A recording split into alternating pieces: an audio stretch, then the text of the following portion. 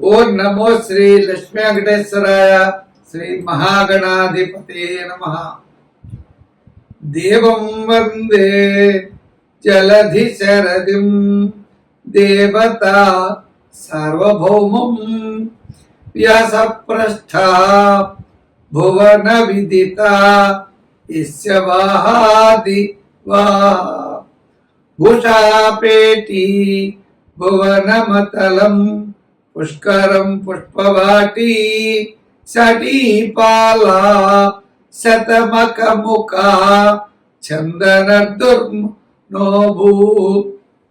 ఆ పరమేశ్వరుడు ఎప్పుడు వస్తాడు బయటికి అని ఆ కైలాస గుహల్లో ఉంటాడు కదండి. ఆయన పర్వత గుహల్లో ఉంటారు స్వామి. ఆ కైలాసం ఆయన దర్శన భాగ్యం కోసం ఋషులు, మునులు, గంధర్వులు అందరూ కూడా వెయిటింగ్ చేస్తూ ఉంటారు. ఆయన బయటకు వచ్చిందా, ఎప్పుడొస్తాడా అని. వచ్చిన వెంటనే ఆనందం. ఎంతో సమయం నుంచి ఆయన దర్శన భాగ్యానికి నిరీక్షిస్తూ ఉంటారు. ఎవరు? ఋషులు, మునులు, గంధర్వులు, కిన్నరులు, కింపురుషులు. వీళ్ళంతా ఆయన దర్శనం జరిగిన తర్వాత ఆయన పలకీలో ఎక్కించుకుని అలా మోస్తూ ఉంటారట ఈ ఋషీశ్వరులు. అప్పుడు వారి యొక్క ఆనందం అవధులు లేకుండా ఉంటుంది అన్నారు. చేత అటువంటి పార్వతీ పరమేశ్వరుల్ని ఆరాధించడం ఈ కార్తీక మాసంలో చాలా గొప్పది. చేత ఈ నవంబర్ నెలలో స్వామివారిని ఆరాధించండి. సోమవారం అదేవిధంగా కార్తీక ధర్మాల్ని ఆచరిస్తూ మీరు ఉన్నతమైనటువంటి దిశగా ప్రయాణం చేయడానికి అవకాశం ఉంటుంది. మీ రాశుల గురించి తెలుసుకుని కార్తీక ధర్మాలను ఆచరిస్తూ ఉంటే దోష పరిహారం ద్వారా మంచి ఫలితాలు మనం పొందగలుగుతాం. కార్తీక మాసంలో దానము, శ్రాద్ధము, అర్చన, శాలిగ్రామ దానాదులు అనంతమైన ఫలితంగా ఇవ్వడం జరుగుతుంది. ఇప్పుడు మీ రాశి గురించి తెలుసుకుని తప్పనిసరిగా సులభమైన పరిహారాలను ఆచరించడం ద్వారా సత్ఫలితాలు మనం పొందగలం. కుంభరాశి. ఈ కుంభరాశి వారికి నవంబర్ నెలలో మనం చూస్తే కుటుంబ విషయాలు, ఆర్థిక పరమైన విషయాలు కూడా నవంబర్ 15 నుండి నవంబర్ నెలాఖరు వరకు అనుకూలం. ఆర్థిక పరమైన విషయాలు, ఇతరుల యొక్క సహాయ సహకారాలు కూడా లభిస్తాయి. ఈ రాశి వారు నవంబర్ నెలలో విందులు వినోదాల్లో పాల్గొంటారు. ఆధ్యాత్మికమైన చింతన పెరుగుతుంది. మంచి ఆలోచనలు అనేవి తప్పనిసరిగా ఉంటాయి. శ్రమ కూడా ఉంటుంది. శ్రమకు తగినటువంటి గుర్తింపు పొందడం కోసం ప్రయత్నం చేస్తారు. అంటే పాపం శ్రమ పడతారు. ఆ శ్రమను తగ్గించుకోవాలనే ప్రయత్నం చేస్తారు కదండి.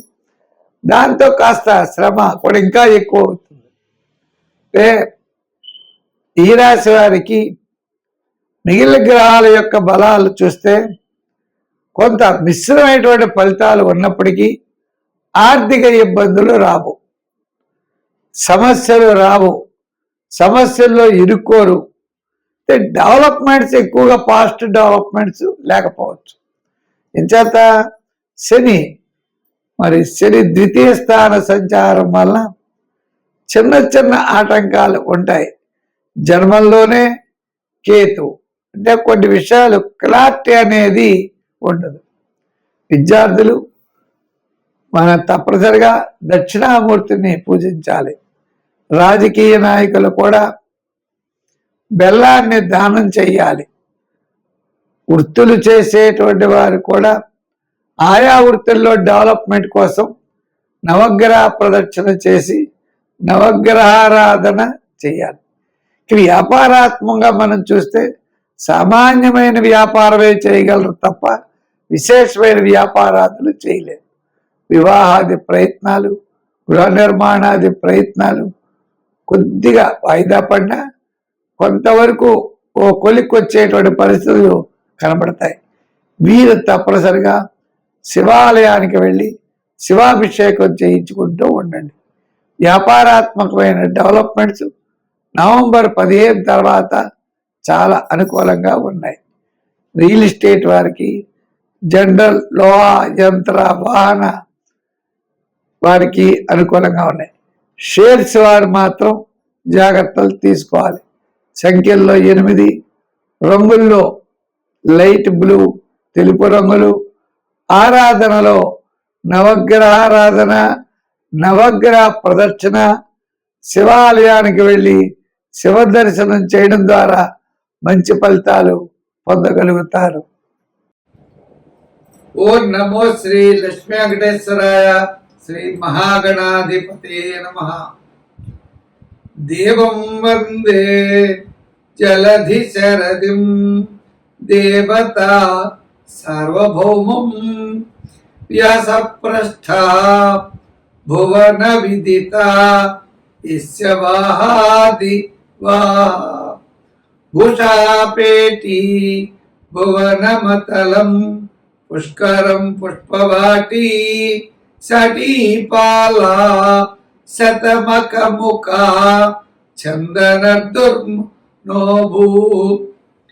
ఆ పరమేశ్వరుడు ఎప్పుడు వస్తాడు బయటికి అని ఆ కైలాస గుహల్లో ఉంటాడు కదండి. ఆయన పర్వత గుహల్లో ఉంటారు స్వామి.